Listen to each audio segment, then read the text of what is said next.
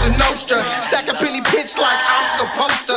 I'm a West Coast nigga stuck in my West Coast ways. Big house, big bag, diamonds and braids. We can shoot it out or catch fades. Chains and whips, don't game slave. We ride low riders, Harleys and muscle cars. Yes, sir. Another set of in-op vehicles. Staying loaded. This came from Vegas. Going to Hesperia. Didn't even use a quarter tank of gas. And I got a load going from Anaheim to Arizona.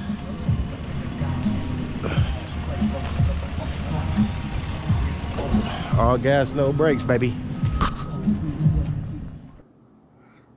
Welcome to another episode of West Coast Hot Shots. Today we will be covering in-op vehicles, also known as inoperable vehicles.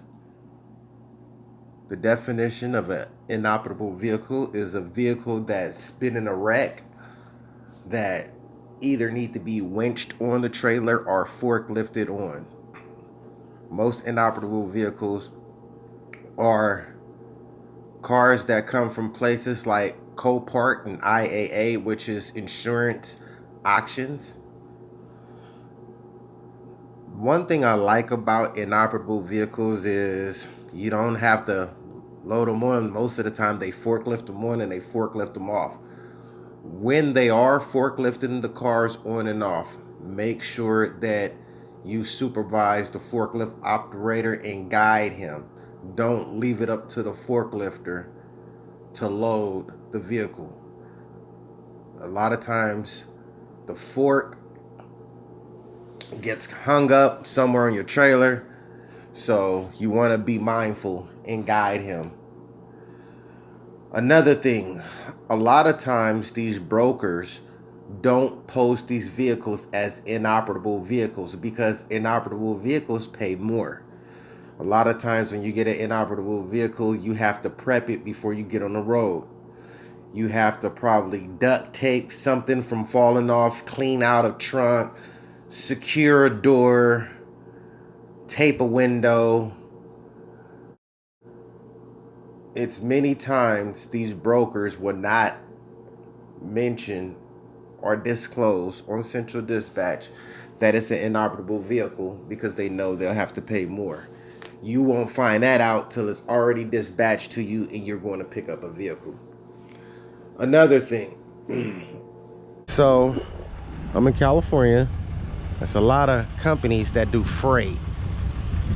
And they're like the main people in between these in-ops and their destination. A lot of these in-ops are going out the country. It's something about a tax break when you export a wrecked vehicle, to my understanding. But I noticed about 98% of my deliveries at in-ops in California is to some type of shipping company.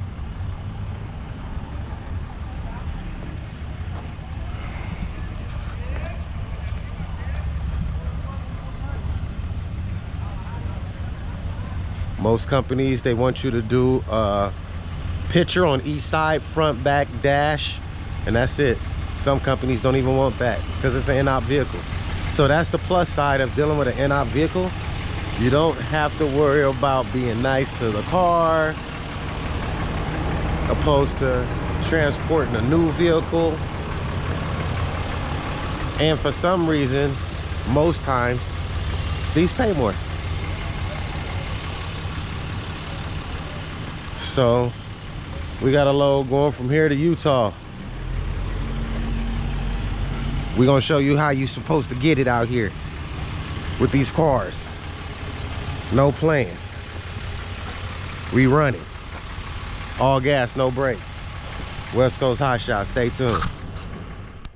Always be prepared for the worst when dealing with inoperable vehicles, which means please have necessary equipment to deal with inoperable vehicles. Small bungee cords, duct tape works wonders.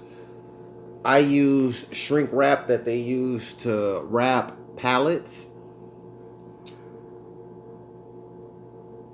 One time or another, you're going to have to use one of those things I just named. Another thing, a lot of time these inoperable vehicles, emergency brakes don't work, or is in park and for some reason the transmission linkage must be off or broke, but the car free rolls. If that happens, you have to make sure you double secure and double strap it down. When dealing with inoperable vehicles, a lot of times, rarely, but on occasions, they want you to take pictures of the car when you pick it up on all sides and the insides and when you drop it off. Reason being because they say a lot of times by these being cars that's wrecked, they get bounced around at these yards. So when they buy them and they compare the pictures, they don't know if the damage came from the yard or through transit. So to cover yourself, make sure you take pictures of it being loaded on all sides and the inside and when it get dropped off.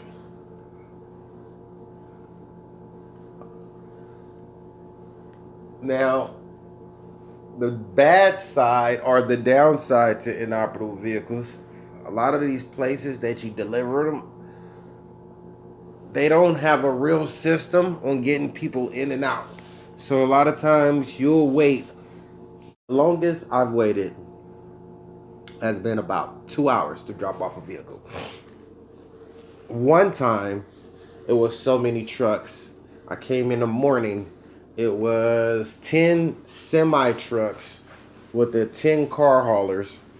And then it was I'd say about 10 or 15 hot shots. I showed up at 7 in the morning, came back at the end of the day, and it was still about 3 trucks left.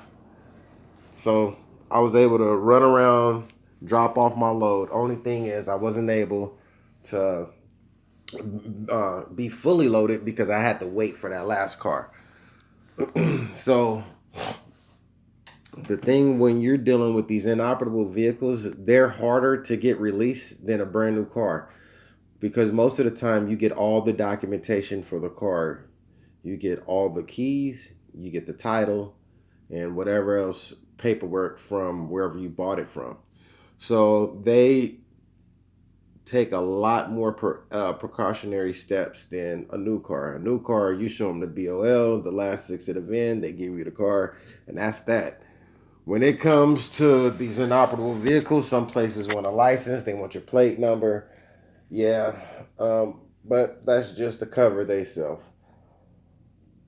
But for the most part, if it was left up to me, I would choose inoperable vehicles, because when you're dealing with these brand new cars, they go over them with a fine tooth.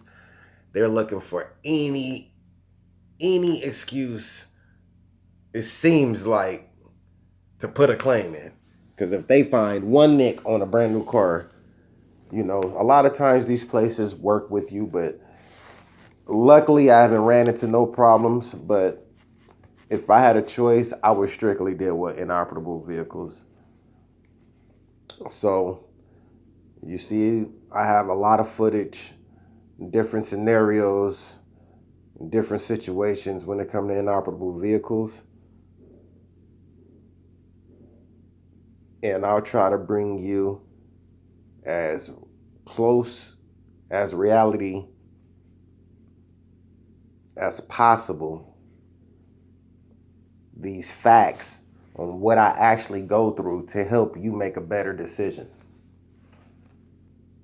Because one thing about hotshot trucking, if you're a lazy person, this isn't for you. Make sure you take your vitamins. Make sure you start working out. Because if you want to make it in hotshot trucking, you have to hustle. Thank you for tuning in for another episode of West Coast Hot Shots. Mob ties, West Coast Sopranos, body kits, Lolos, Daytonas, and them Forgiatos on everything. Broke boys can't afford those. Yo, checks bounce like the 6-4. Catch me at